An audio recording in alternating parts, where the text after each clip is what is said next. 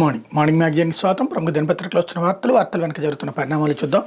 ఈనాడు చూస్తే క్వాడ్జ్ దోచేసిన కాకాని అనిల్ కుమార్, అక్రమ్ మైనింగ్తో అడ్డంగా దొరికిన మాజీ మంత్రులు, రుస్తుం మైన్స్లో తవ్వి 100 కోట్ల ఖనిజం దోపిడీ, ఎగుమతిదారులను బెదిరించి భారీగా వసూలు చేయించిన అనిల్, మాజీ మంత్రులు ముఖ్య అనుచరుడు శ్రీకాంత్ రెడ్డి వాంగ్మూలం, వైకాపా ప్రభుత్వ హయాంలో పలువురు అమాత్యులు అధికారం వెంటగా చెలరేగిపోయారు, సహజ వనరులు చేరబట్టి అందినగాడికి దోచేశారు. అదే కోవలో శ్రీపొట్టి శ్రీరాములు నెల్లూరు జిల్లాలోను అప్పట్లో మంత్రులుగా ఉన్న కాకాని గోవర్ధన్ రెడ్డి, అనిల్ కుమార్ యాదవ్ ఇలాగే ఇష్టారాజ్యంగా దోపిడీకి తెగబడ్డారు. 100 కోట్ల విలువైన క్వాడ్జ్ ఖనిజాన్ని అనుమతి లేకుండా తవ్వేసి విదేశాలకు ఎగుమతి చేసిన కేసులో వీళ్ళిద్దరూ అడ్డంగా దొరికిపోయారు. క్వాడ్జ్ తవ్వకాల నిబంధనలకు విరుద్ధంగా పేలుడు పదార్థాలు వినియోగించడం, అభ్యంతరం వ్యక్తం చేసి గిరిజనులపై బెదిరింపులకు తెగబడ్డం వంటి అరాచకాలకు పాల్పడ్డారు.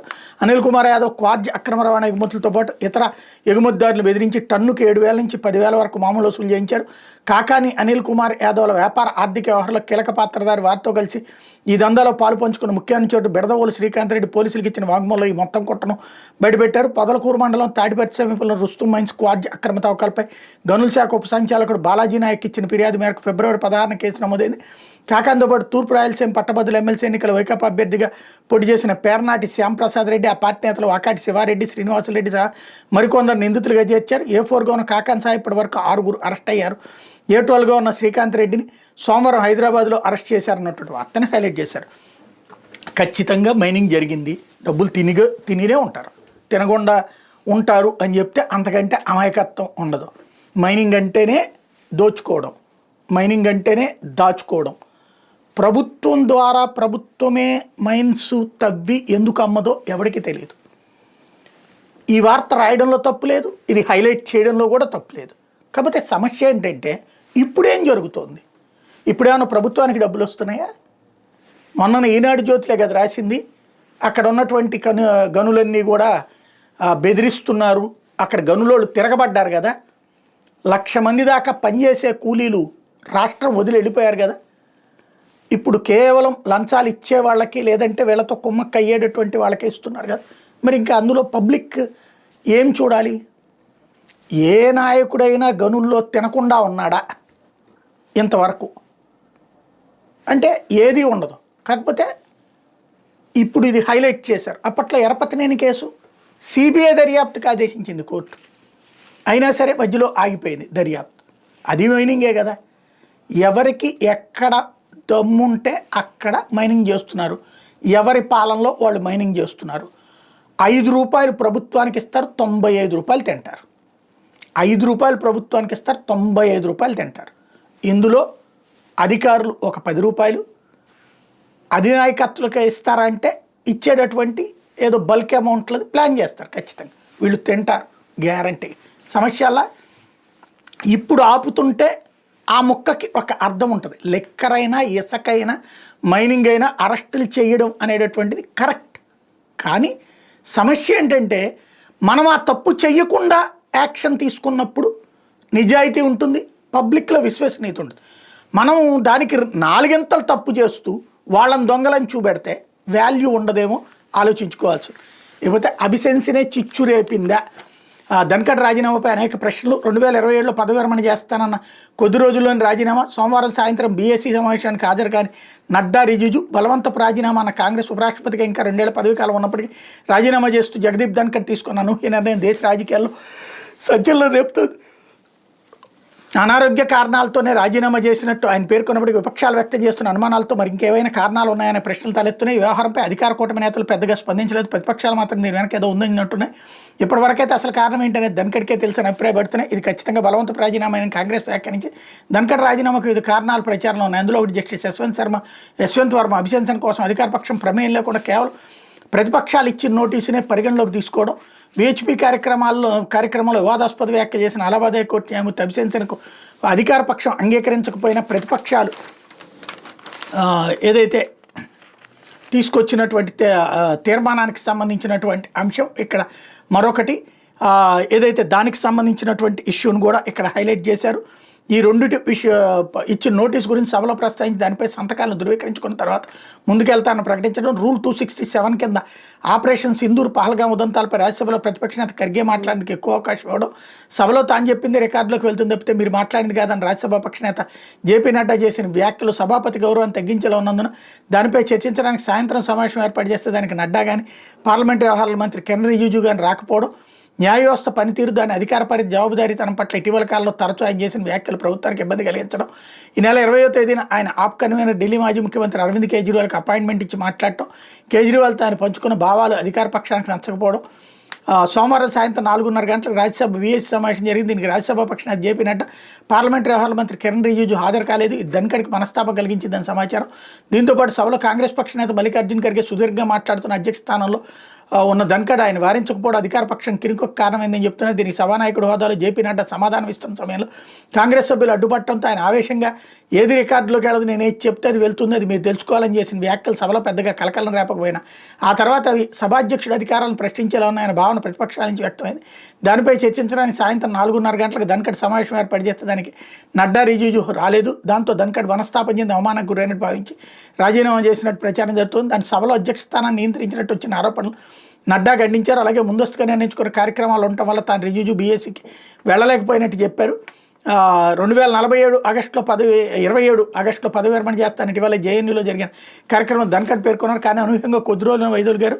ఆయన రాజీనామా చేసి ఒక్కొక్క బీజేపీ నేత స్పందించలేదు. 15 గంటల తర్వాత ప్రధాని మోడీ ఆయన ఆరోగ్యానికి ఆంక్షిస్తూ ఎక్స్లో పోస్ట్ పెట్టారు. దేశానికి సేవ చేయడానికి ఆయనకి ఎన్నో అవకాశాలు లభించాయి వ్యాఖ్యానించారు. బీహార్ ఎన్నికల కోణంలో ధన్ఖడ్ని తప్పించి ఉండవచ్చన్న వాదనలు వినిపిస్తున్నాయి.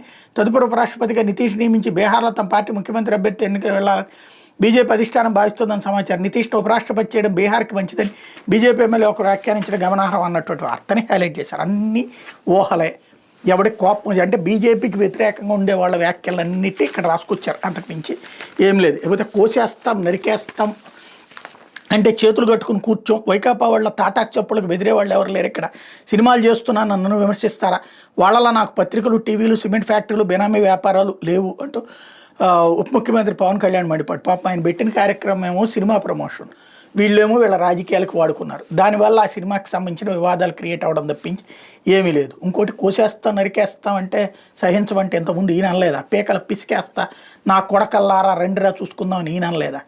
మరి వాళ్ళు ఊరుకున్నారా? ఎవడు ఊరుకోడు రాజకీయాల్లో.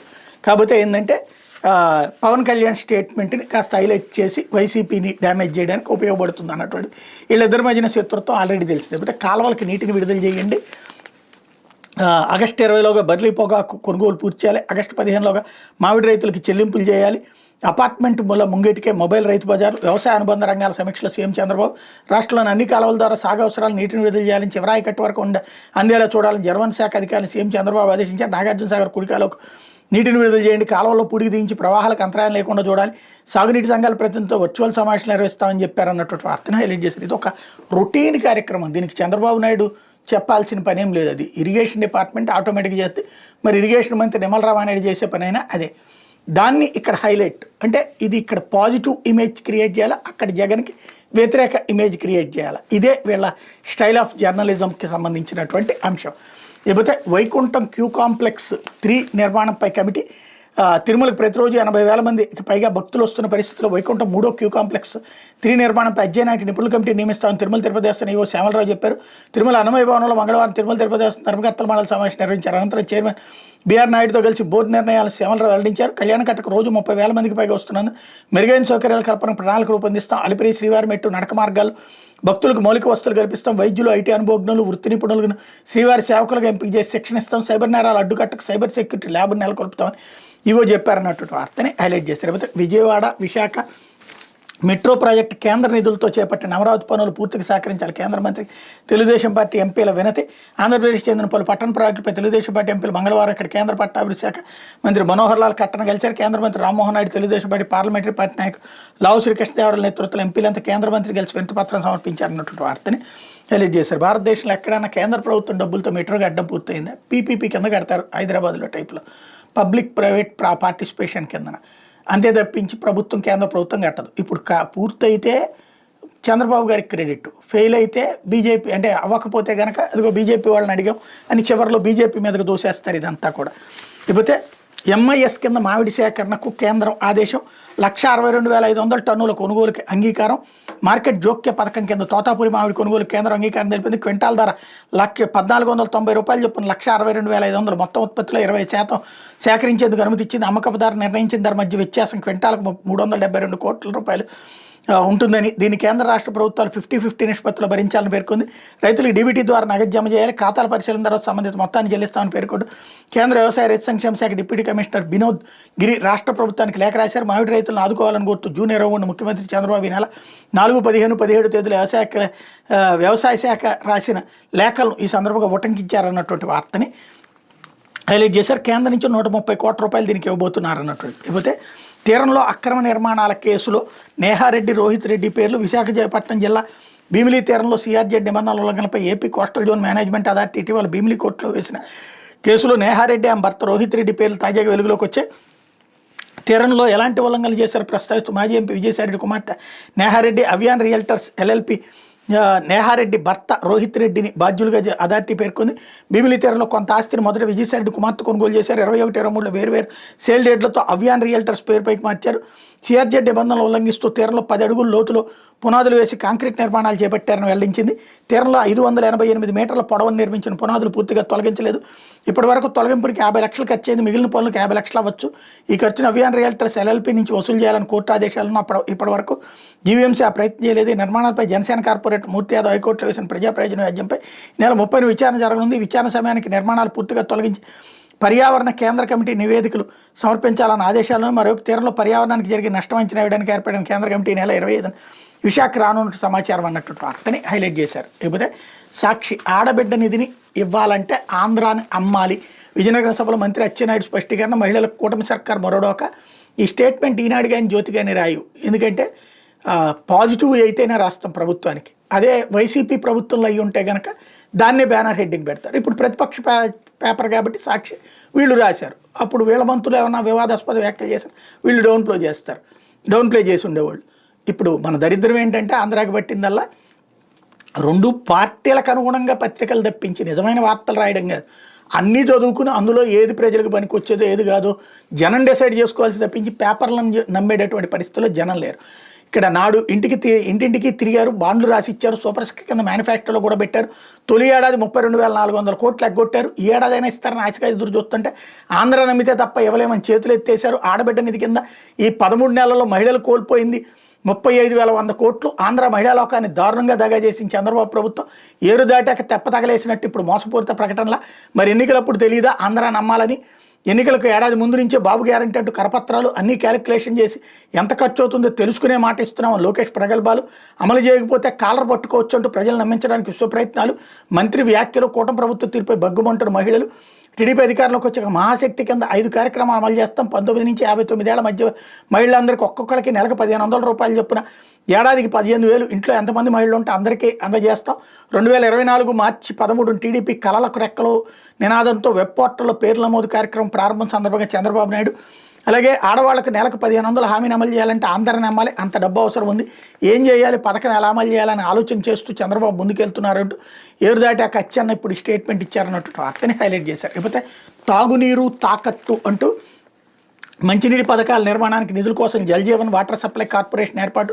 ప్రభుత్వ బ్యాంకులు, ప్రైవేట్ ఫైనాన్స్ సంస్థలు ఇచ్చి కార్పొరేషన్ ద్వారా నిధుల సమీకరణ.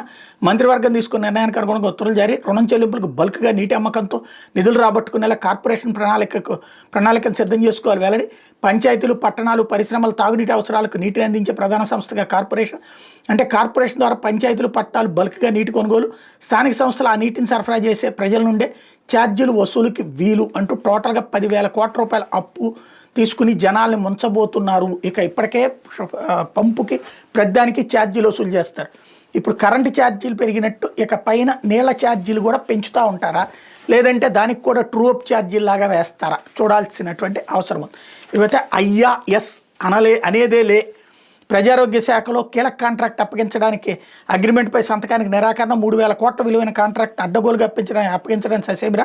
దీంతో కింది స్థాయి అధికారితో సంతకం చేసిన సర్కార్ అగ్రిమెంట్ ఒక కొత్త పథకం రూపంలో ప్రజాధనానికి గండిగొట్టేందుకు పెదబాబు, చిన్నబాబు పన్నాగం. ఎలాగైనా బయటపడాలని సాధారణ ఫైళ్లు చూడటం మానేసిన ఐఏఎస్ అధికారి. ఇలాగైతే తాము అనుకున్న పనులు జరగవని ఇటీవల జీఏడీకి అటాచ్ చేసిన ప్రభుత్వం అంటూ ఒక ఐఏఎస్ తిరుగుబాటు చేశారు అన్నటువంటి వార్తని ఇక్కడ ప్రధానంగా హైలైట్ చేశారు.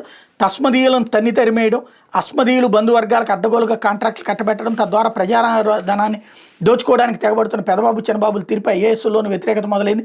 జీ హుజూర్ అనే అధికారులకి పోస్టింగ్ కాదన్న వారికి ఊస్టింగ్ అన్నట్టుగా పరిస్థితులు మార్చేసిన సర్కార్పై ధిక్కార స్వరం వినిపిస్తున్నారు.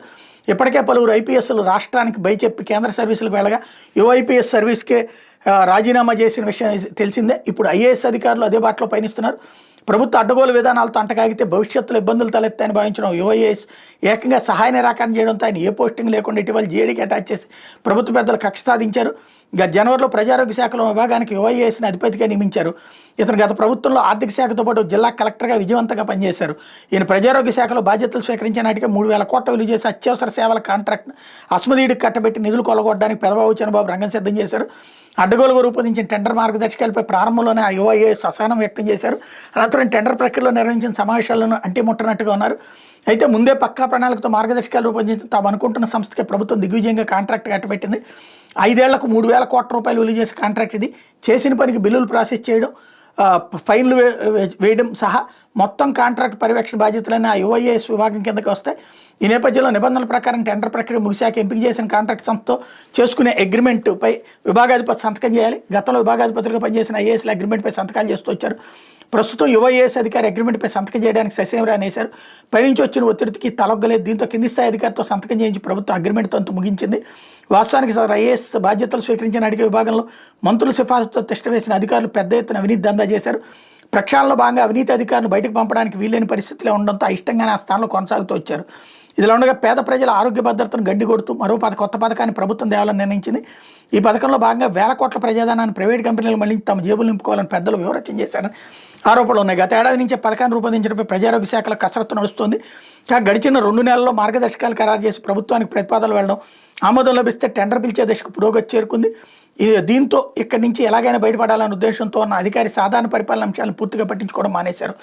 ఒక్క ఫైలు ముందుకు కదలడం లేదని, ఈ పరిస్థితులను చక్కబెట్టడానికి శాఖ ప్రత్యేక ప్రధాన కార్యదర్శి విభాగం ప్రధాన కార్యాలయానికి చేరుకుని గత నెలాఖరులో సమీక్ష నిర్వహించారు. పనులు ముందుకు సాగడం లేదు. యుఐఏఎస్ని మందలించారు. అనంతరం కొద్ది రోజులుగా యుఐఏఎస్ వ్యక్తిగత సెలవు పెట్టారు. సెలవు ముగిశాక యథాస్థానంలో చేరాలని తొలుత సీఎస్ ఉత్తర్వులు కూడా ఇచ్చారు. అయితే ఈ అధికారి అక్కడే కొనసాగితే తాము అనుకున్న పనులు ముందుకు సాగమని భావించిన ప్రభుత్వ పెద్దలు మరుసటి రోజే జీఏడీకి అటాచ్ చేస్తూ ఆదేశాలు ఇప్పించారు అన్నటువంటి వార్తని హైలైట్ చేశారు. లేకపోతే యథేచ్ఛగా కల్తీ మద్యం దందా. ఏపీ సరిహద్దు తెలంగాణలోని మేళ్ల చెరువు మండలంలో గుట్టుగా తయారీ ప్రముఖ బ్రాండ్ల పేరుతో ఏపీలోని పలు జిల్లాలకు నకిలీ మద్యం సరఫరా. తెలంగాణ ఏపీ టాస్క్ ఫోర్స్ దాడిలో భారీగా స్పిరిట్ స్వాధీనం అన్నటువంటి వార్తని హైలైట్ చేశారు. కూటమి ప్రభుత్వంలో రాష్ట్రానికి కల్తీ మద్యం కబళిస్తుంది. టీడీపీ నేతలు దందాహానికి అడ్డు అదుపు లేకుండా పోతుంది. అత్యంత హానికరమైన స్పిరిట్తో ప్రముఖ బ్రాండ్ల పేరిట కల్తీ మద్యం తయారు చేస్తున్నారు. రాష్ట్రంలోని అన్ని ప్రాంతాలకు సరఫరా చేసి ప్రజల ప్రాణాలతో చెలగాటమాడుతున్నారు. ఏపీకి 5 కిలోమీటర్ల దూరంలో ఉన్న తెలంగాణ సరిహద్దు ప్రాంతం సూర్యాపేట జిల్లా మేళచెరువు మండలం రామాపురంలో ఈ నకిలీ మద్యం తయారు చేస్తున్నారు. ఇక్కడ తయారైన మద్యంతో పాటు తయారీకి అవసరమైన స్పిరిట్ ఏపీలోని వివిధ ప్రాంతాలకు సరఫరా అవుతుంది. సోమవారం సాయంత్రం తెలంగాణ ఏపీ టాస్క్ ఫోర్స్ పోలీసులు సంయుక్తంగా జరిపిన దాడిలో ఈ నకిలీ మద్యం గుట్టురట్టయింది. గ్రామానికి చెందిన శివశంకర్ సూర్యప్రకాష్కి చెందిన ఓ రేకుల షెడ్ గోదాంలో నకిలీ మద్యం తయారు చేస్తున్నట్టు అధికారులు గుర్తించారు. వాళ్ళ నుంచి 832 లీటర్ల స్పిరిట్తో పాటు సీసాలో నింపున్న 15 లక్షలు విలువ చేసే నకిలీ మద్యాన్ని మరో 38 కార్టన్ల విస్కీ బాటిళ్లను స్వాధీనం చేసుకున్నారు. ఇక్కడి నుంచి బస్తాల రూపంలో ప్యాక్ చేసి కృష్ణానదిలో పుట్టేల ద్వారా పల్నాడు, గుంటూరు జిల్లాలో పలు ప్రాంతాలకు రవాణా చేస్తున్నారు. అక్కడి నుంచి రాష్ట్రమంతటా సరఫరా అవుతుంది. ఎన్టీఆర్ జిల్లా పక్కనే అనుకుని ఉండడంతో జగ్గైపేట, నందిగామ, తిరువురు, మైలవరం ప్రాంతాల్లోని మద్యం దుకాణాలు, బెల్ట్ షాపులకు నేరుగా సరఫరా చేసి టీడీపీ నేతలు భారీగా దండుకుంటున్నారు. ఇటీవల మైలవరంలోని బార్ అండ్ రెస్టారెంట్లో సైతం కల్తీ మద్యం అమ్మకాలు చేస్తున్నట్టు మందుబాబులు అనుమానం వ్యక్తం చేశారు. విజయవాడలోని ఇదే పరిస్థితి. పాలకొల్లో జరిగిన ఘటనకు సైతం ఈ నకిలీ మద్యం తయారీ గ్యాంగ్తో లింకులో ఉన్నట్టు సమాచారం. ఈ ముఠాలో పల్నాడు ప్రాంతం దుర్గికి చెందిన శ్రీరామ్ మహేష్ కూడా ఉన్నారు. ఈ దందాలో కీలక పాత్ర పోషించిన 6 వ్యక్తులపైన కేసు నమోదు చేశారు. మెక్డోల్ విస్కీ ధర ఏపీలో క్వార్టర్ బాటిల్ 200గా ఉంది. హైదరాబాద్కి చెందిన రూతుల శ్రీనివాస్ బాటిల్ తయారీకి అవసరమైన అన్ని వస్తువులను సరఫరా చేస్తున్నాడు. ఒకేసారి 25,000 బాటిల్ తయారీకి అవసరమైన సరుకు 20 లక్షలు తీసుకుని ఏపీలోని పలు ప్రాంతాలకు చేరవేస్తున్నాడు. బాటిల్ తయారీకి కేవలం 80 రూపాయలు ఖర్చు అవుతుంది. మిగిలిన 120 రూపాయల మద్యం సిండికేట్స్ పచ్చగద్దలు మేస్తున్నాయి. ఈ లెక్కను చూస్తే కోర్టు దోపిడీ చేస్తున్నారు. ఈ స్పిరిట్ని హైదరాబాద్లోని శ్రీకృష్ణ ఫార్మాకి చెందిన యజమాని శివచరణ్ సింగ్ ద్వారా శ్రీనివాస్ సరఫరా చేస్తున్నట్టు అధికారులు గుర్తించారు. అత్యంత ప్రమాదకరమైన స్పిరిట్తో కల్తీ మద్యం తయారు చేస్తూ మద్యం ప్రియులు ప్రాణాల మీదకి తెస్తున్న రాకెట్కు రాష్ట్రం కేంద్ర బిందువుగా మారింది. ఎక్సైజ్ శాఖ అధికారులు జూన్ 23 నుంచి జూలై 22 వరకు నిర్వహించిన దాడులు భారీగా కల్తీ మద్యం దందా బయటపడింది. బీఆర్ అంబేద్కర్, కోనసీమ, పశ్చిమ గోదావరి, అనకాపల్లి, బాపట్ల, ఎస్పీఎస్ నెల్లూరు జిల్లా, లో నిర్వహించిన దాడుల్లో 2200 లీటర్ల అక్రమ స్పిరిట్ బ్రాండెడ్ మద్యం లేబుళ్లతో అక్రమంగా ప్యాకింగ్ చేసిన కల్తీ మద్యం వేలాది బాటిల్ని అధికారులు స్వాధీనం చేసుకున్నారు. 22 మందిని అరెస్ట్ చేశారు. ఈ కల్తీ మద్యాన్ని ఏపీతో పాటు తెలంగాణ, కర్ణాటక తదితర రాష్ట్రాలకు స్మగ్లింగ్ చేస్తున్నట్టు గుర్తించారు. ఈ కల్తీ మద్యం దందాకు హైదరాబాద్లో కృష్ణా ఫార్మా కంపెనీ అక్రమంగా స్పిరిట్ సరఫరా చేస్తున్నట్టు ఎక్సైజ్ శాఖ అధికారులు విచారణలో వెల్లడైంది. ఆ కంపెనీ యజమాని తన నేరాన్ని అంగీకరించినట్టు ఎక్సైజ్ శాఖ వెల్లడించింది అన్నటువంటి వార్తని హైలైట్ చేశారు. కల్తీ మద్యం అంటే ఇది. జగన్ సర్కార్ మీదన రాసుకొస్తున్నటువంటి వార్తలు అన్నీ కూడా ఒరిజినల్ మద్యాన్ని, డిస్టిలరీ నుంచి వచ్చిన మద్యాన్ని కల్తీ మద్యం అని ప్రచారం చేశారు. ఇప్పుడు ఒరిజినల్గా కల్తీ మద్యం ఆల్రెడీ షాపుల్లో అమ్ముతున్నారు. అప్పుడు ప్రభుత్వ దుకాణాల్లో అట్లాంటి దొంగ మద్యం దొరకలేదు, ఇప్పుడు దొరుకుతున్నాయి ప్రైవేటు దుకాణాలు. ఏంటిది అన్నటువంటిదే తేల్చుకోవాల్సి ఉంది. లేకపోతే రుస్తుం మైన్స్ చుట్టూ బేతాళ కుట్రలు అంటూ బీసీ నేత మాజీ మంత్రి అనిల్ కుమార్ యాదవ్పై కక్ష సాధింపు కుతంత్రం, పోలీసులు నమోదు చేసిన తప్పుడు వాంగ్మూలంపై న్యాయమూర్తికి ఫిర్యాదు చేసిన శ్రీకాంత్ రెడ్డి రాత్రంతా స్టేషన్లోంచి థర్డ్-డిగ్రీ ప్రయోగిస్తామని భయపెట్టారని ఆవేదన. అనిల్ కుమార్ యాదవ్ పేరు చెప్పాలని ఒత్తిడి చేసి వాళ్లే స్టేట్మెంట్ రాసుకున్నాను వెళ్ళి పోలీసుల తీరుపై మండిపడ్డ న్యాయమూర్తి న్యాయస్థానంలో మళ్ళీ శ్రీకాంత్ వాంగ్మూలం రికార్డు. ఇదే కేసులో రిమాండ్లో ఉన్న మాజీ మంత్రి కాకాని అన్నటువంటి వార్తని హైలైట్ చేశారు. ఇందులో కూటమి ప్రభుత్వ వైఫల్యాలతో పాటు 12 నెలలుగా టీడీపీ ఎంపీ వేమిరెడ్డి ప్రభాకర్ రెడ్డి అక్రమాలపై పోరాడుతున్న ఉమ్మడి నెల్లూరు జిల్లా వైఎస్ఆర్సీపీ నాయకుల లక్ష్యంగా సర్కార్ కుట్రలకు తెగబడుతోంది. అసత్యాలతో బేతాళ కథలల్లి కక్ష సాధింపులకు దిగుతోంది. ఏదో ఒక రకంగా నరకం చూపేందుకు శతవిధాలా ప్రయత్నిస్తోంది. దీనిలో భాగంగా అసలు మైనింగే జరగని రుస్తుం మైన్స్లో ఏదో జరిగిపోయిందంటూ పోలీసులు అక్రమ కేసులు బనాయిస్తున్నారు. ప్రతిపక్ష నేతలను ఒక్కొక్కరిని అరెస్ట్ చేస్తున్నారు. తొలుత 3 కేసు నమోదు చేయడంతో వాళ్ళు కోర్టుకెళ్లి ముందస్తు బయలు తెచ్చుకున్నారు. ఈ కేసులో మాజీ మంత్రి కాకాని గోవర్ధన్ రెడ్డిని A4గా సర్కార్ ఇరికించింది. ఆయన అరెస్ట్ చేసి రిమాండ్కి పంపింది. A5గా టీడీపీ నేత కృష్ణరాజు పేరు చేర్చి మరో 3 వైఎస్ఆర్సీపీ కార్యకర్తలపై అక్రమ కేసులు బనాయించింది. తాజాగా బీసీ నేత మాజీ మంత్రి అనిల్ కుమార్ యాదవ్ని కేసులో ఇరికించేందుకు యత్నిస్తోంది. ఏదో రకంగా ఆయన్ను అరెస్ట్ చేయాలని తలపొస్తుంది. ఆయన అనుచరులను ఇరికించేందుకు కుయుక్తులు పన్నుతోంది. దీనికోసం A12గా నిందితుడిగా బెరదవోలు శ్రీకాంత్ రెడ్డిని చేర్చి అక్రమంగా అరెస్ట్ చేసింది. అతను బెదిరించి మాజీ మంత్రి అనిల్ కుమార్ యాదవ్ పాత్ర ఉందని చెప్పాలంటూ పోలీసులు శ్రీకాంత్ రెడ్డిని భయపెట్టి వాంగ్మూలం వారే రాసుకుని సంతకం తీసుకున్నారు. ఈ విషయాన్ని బెరదవోలు శ్రీకాంత్ రెడ్డి న్యాయమూర్తి ఎదురు చెప్పడంతో ప్రభుత్వ కుతంత్రం బట్టబయలైంది. శ్రీకాంత్ రెడ్డి నుంచి న్యాయమూర్తి మళ్లీ వాంగ్మూలాన్ని తీసుకుని రికార్డు చేయించారు. పొదలకూరు మండలం తాటిపర్తి గ్రామ సర్వే నెంబర్ 697, 699, 751/2, 759/1, 759/2, 924, 925లోని ప్రభుత్వ భూములు 32.71 ఎకరాల విస్తీర్ణంలో రుస్తుం మైనింగ్ 2016 ఏప్రిల్ నెల వరకు అనుమతిలోనే లీజు గడువు పూర్తవడంతో యజమాని సైతం వదిలేశారు. అక్కడ మైనింగే జరగలేదు. 2023 డిసెంబర్లో అక్రమ మైనింగ్ జరుగుతోందని ప్రస్తుత ఎమ్మెల్యే సోమిరెడ్డి చంద్రమోహన్ రెడ్డి ఫిర్యాదు చేయడంతో మైనింగ్ శాఖ అధికారులు జాయింట్ తనిఖీ నిర్వహించారు. అసలు అక్కడ మైనింగ్ జరిగిన ఆనవాళ్లే లేవని ఆ ప్రాంతంలో ఫెల్డ్స్పార్ క్వార్జ్ మిశ్రమం కలిపిన పాత నిల్వలో ఉన్నట్టు గుర్తించారు. ఎక్కడ యంత్రాలు పెట్టి తవ్వకాలు చేసినట్టు ఆనవాళ్ళు కనిపించలేదు. 2 శాశ్వత భవనాలు పాడుబడి ఉన్నట్టు గుర్తించి ఆ మేరకు ప్రభుత్వానికి నివేదిక ఇచ్చారు. ఆ తర్వాత 2 నెలల వ్యవధిలోనే ఎన్నికల కోడ్ అమల్లోకి రావడం, ప్రభుత్వం మాటలతో కూట ప్రభుత్వ అధికారులకు వచ్చిన 8 నెలల తర్వాత రుస్తుం మైన్లో అక్రమ మైనింగ్ జరిగినట్టు మైనింగ్ డీడీతో ఫిర్యాదు చేయించి వైఎస్ఆర్సీపీ నేతలను ఆ కేసులో ఇరికించి జైలుకు పంపుతున్నారు. ఇప్పటి వరకు దాదాపు 12 మందిని ఈ కేసులో నిందితులుగా చేర్చారు. తాజాగా ఈ కేసులో ఎలాంటి సంబంధం లేని మాజీ మంత్రి అనిల్ కుమార్ యాదవ్ ఆయన అనుచరులు ఇరికించే ప్రయత్నాలు చేస్తున్నారు. ఇదిలో బెరదవోలు శ్రీకాంత్ రెడ్డి సోమవారం రాత్రి పోలీసులు బెదిరింపులకు తాళలేక అస్వస్థతకు గురయ్యారు. రాత్రంతా డీఎస్పీ కార్యాలయంలో ఉంచడం తీవ్ర ఒత్తిడికి గురయ్యారు. అస్వస్థతకు గురైన శ్రీకాంత్ రెడ్డిని హుటాహుటి నెల్లూరులోని ప్రైవేట్ ఆసుపత్రిలో చికిత్స అందించారు. అనంతరం గూడూరు కోర్టుకు తరలించారు. న్యాయమూర్తి సులోచనారాయణ ఎదుటి శ్రీకాంత్ రెడ్డి తన గోడు వెళ్ళబోసుకున్నారు. ఇరుపక్షాల వాదన అనంతరం న్యాయమూర్తి శ్రీకాంత్ రెడ్డికి ఆగస్టు 4 వరకు రిమాండ్ విధించారు. దీంతో ఇదంతా కూడా తప్పుడు కేసు అన్నటువంటి కోణాన్ని ఇక్కడ హైలైట్ చేశారు. ఇకపోతే ఎంబీబీఎస్ ప్రవేశాలకు నోటిఫికేషన్ జారీ. నేటి నుంచి ఈ నెల 29 వరకు ఆన్లైన్లో దరఖాస్తుల కోసం సిద్ధార్థలో ఏకి 65.62, ఎస్వీకి 34.38, ఆలస్య రుసుముతో 30-31 తేదీలో దరఖాస్తులకు వీలు. ఎన్టీఆర్ ఆరోగ్య విశ్వవిద్యాలయం స్టేట్మెంట్ ఇక్కడ హైలైట్ చేశారు. ఇకపోతే ఆంధ్రజ్యోతి అది విషమే అత్యంత హానికరంగా జేబ్రాండ్ మద్యం 2022 ధృవీకరించిన చెన్నై ల్యాబ్. నరాలు, రక్త ప్రసరణ, చర్మంపై దుష్ప్రభావం అయినా పట్టించుకొని జగన్ సర్కార్ మద్యంతో సొమ్ము చేసుకోవడమే లక్ష్యం. మరీ నాసిరకంగా తయారైన చీఫ్ లిక్కర్ ప్రమాణాల నాణ్యతకు తిరోధకాలు, శుద్ధి చేయని ఈఎన్జిఓతోనే తయారీ, నాటి ఆరోపణలు నిజమని ధృవీకరించిన వైద్య సేవా ట్రస్ట్ నివేదిక అంటూ ఇక దాంట్లో ఇప్పటిదాకా లిక్కర్ కుంభకోణం అంటే ఇప్పుడేమో అడ్డదిడ్డంగా జరిగిపోతున్నటువంటి నేపథ్యంలో ఎవడు పట్టించుకోవట్లేదు. కాబట్టి లేదు మీ ప్రాణాలు అప్పుడు ఎవరికన్నా మీకు అనారోగ్యం వచ్చి ఉంటే అది మందు వల్లనే, మందు తాగిన తర్వాత అనారోగ్యం రాకుండా ఉంటుంది, లేదు ఈ మందు వల్లనే అన్నటువంటి కోణంలో పబ్లిక్ని ఇన్వాల్వ్ చేసే ప్రయత్నం, దాన్ని ఏమంటారు నేరేటివ్ థింకింగ్ క్రియేట్ చేసే ప్రయత్నం ప్రారంభించింది జ్యోతి. అయితే మళ్ళీ తెరపైకి జిల్లాల పునర్విభజన, 7 మంత్రులతో ఉపసంఘం, జిల్లాల పేర్లు మార్పు, డివిజన్ల, మండల, గ్రామాల సరిహద్దులపై ప్రజల వినపాల పరిశీలన, సరిహద్దులు చారిత్రక నేపథ్యంపై అధ్యయనం, ఉత్తర్వులు జారీ చేసిన ప్రభుత్వం ప్రత్యక్షాన్ని నిశ్చయంగా పరిశీలించాలని సూచన, నివేదిక కాలపరిమితి విధించాలి వైనం అన్నటువంటి వార్తని హైలైట్ చేశారు. ఏంటంటే ఇదంతా కూడా మన వాళ్ళ అభిప్రాయాలు తీసుకోవడం, అట్లాగే కొన్ని మార్పులు చేర్పులు ఇవి ప్రాబ్లం రాదు అనుకుంటే మనకి రేపు ఓటింగ్కి సంబంధించినటువంటి ఇష్యూస్కి అనుగుణంగా నిర్ణయాలు తీసుకునేటటువంటి అడుగులు ఉంటాయి. అయితే రాజీనామా కారణాలు ఏంటి అంటూ ఇందులో ఉపాధ్యక్షుడికి సంబంధించినటువంటిది రాజీనామా చేసి ధన్ఖడ్ ఆమోదం పొందిందని హైలైట్ చేశారు. అట్లాగే నా తొలి ప్రాధాన్యం రాజకీయాలకే, హరిహర విరమల ప్రచారం నా బాధ్యత, పవన్ కళ్యాణ్ ప్రత్యేక పరిస్థితులు చేయాల్సి వచ్చింది, నా నిర్మాతలు తీవ్రంగా నష్టపోయి తీయడానికి 5 ఏళ్ళు పట్టింది, 2 ఏళ్ళు కరోనాతో ఇబ్బందులు, ఆ తర్వాత జగన్తో మ్యాన్మేడ్ డిజాస్టర్ ఆనక చేద్దాం అనుకుంటే చంద్రబాబును అరెస్ట్ చేశారు, వైజాగ్లో నన్ను ఇబ్బంది పెట్టారు, ప్రభుత్వంలోకి వచ్చాక 6 నెలల పాలనపై పూర్తిగా దృష్టి పెట్టాను, ఆ తర్వాత మిడ్ వ్యాలీలో సెట్టింగ్ వేసి షూటింగ్ చేశాం, పవన్ కళ్యాణ్ చిత్ర పరిశ్రమ ఏపీ కొత్తగా రావాల్సిన అవసరం లేదు, కొత్త మౌలిక సదుపాయాలు అభివృద్ధి చేయాలి, ఇక్కడ ఫిల్మ్ డెవలప్మెంట్ స్కూల్ రావాలి, దీనివల్ల చిత్ర నిర్మాణాలు పెరుగుతాయి, అన్నీ ఉంటాయి, సినిమా ఇండస్ట్రీ ఏపీకి వస్తుంది, తగిన వస్తువులు సౌకర్యాలు పెరగాల్సిన అవసరం ఉందన్నట్టు వార్తని హైలైట్ చేశారు. అయితే భారత్పై జలఖడ్గం, సరిహద్దు సమస్య కన్నా తీవ్రమైంది, డ్యామ్ నిర్మాణ ప్రాంతం భూకంప జోన్, భూకంపం వస్తే దిగువకు అతి భారీ వరదలు, చైనా కావాలని నీటిని వదిలిన ప్రమాదమే, పర్యావరణం పైన తీవ్ర ప్రభావం, బ్రహ్మపుత్రపై చైనా భారీ డ్యామ్కి సంబంధించినటువంటి వార్తని ఇక్కడ హైలైట్ చేశారు. అయితే పల్నాడులో భూబకాసురులు అంటూ 40 కోట్ల విలువైన భూమికి అసలు చనిపోయిన మనిషి బ్రతుకున్నట్టు చూపించారు, 20 దొంగ రిజిస్ట్రేషన్లు చేసిన పేట రిజిస్టర్, చర్యలు తీసుకునేందుకు పోలీసులు ససేమరా, మంత్రి లోకేష్ జోక్యంత FIR నమోదు అన్నటువంటి వార్తని హైలైట్ చేశారు. లేకపోతే కోతలకి కట్టడి, సహజ ప్రసవాల పెంపునికి మిడ్వైవ్స్, 86 ప్రభుత్వ ఆసుపత్రుల్లో 1264 మంది ప్రసూతి సహాయకుల నియామకం, ఒక్కొక్కరిపై శిక్షణకు 2.5 లక్షల వ్యయం, మంత్రి సత్యకుమార్ స్టేట్మెంట్ ఇక్కడ హైలైట్ చేశారు. అయితే టీటీడీలో అన్యమత ఉద్యోగుల లెక్క తేలుస్తాం, వైకుంఠం క్యూ కాంప్లెక్స్ 3 నిర్మాణానికి నిపుణుల కమిటీ, ప్రత్యేకంగా cyber security lab, TTD board నిర్ణయాలు అన్నటువంటి వార్తని హైలైట్ చేశారు. అయితే చాణక్య వరుణ్ దుబాయ్లో మా ఫ్లాట్లోనే ఉన్నారు, 2 నెలల పాటు 6గురు మకాం, సిట్కి లిక్కర్ స్కామ్ నిందితుల ఫోటోలు ఇచ్చిన ఆకర్ష్ కృష్ణ అన్నటువంటి వార్తని హైలైట్ చేశారు.